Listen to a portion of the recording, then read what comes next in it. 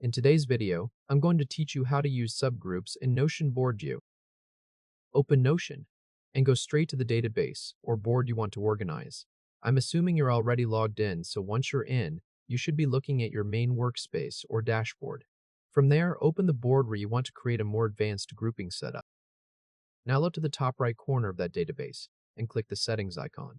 This is where Notion gives you control over how your board is displayed and organized. From the menu that appears, choose Group. This lets you decide what your board columns are based on. Next, click Group By and select the property you want to use for your main columns. A common choice is something like Status or Type. This becomes the primary structure of your board, so each column will represent one of those values. If you want your board grouped by project stage, Status makes sense.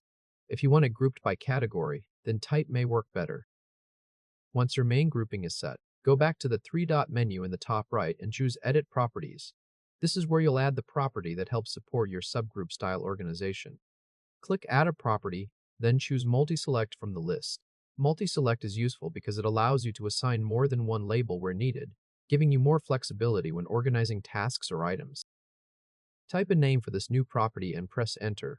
Keep the name clear, so it's easy to recognize later when managing your board.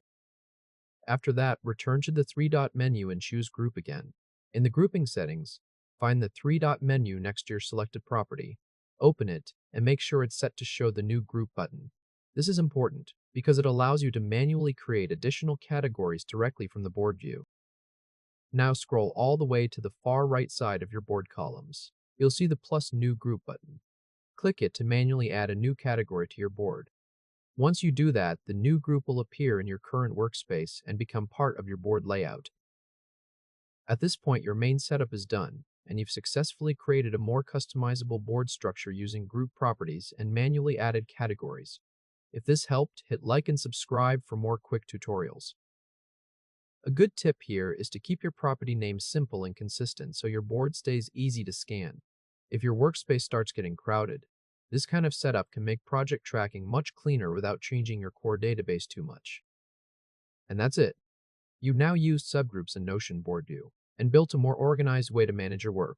Go ahead and try it in your own board.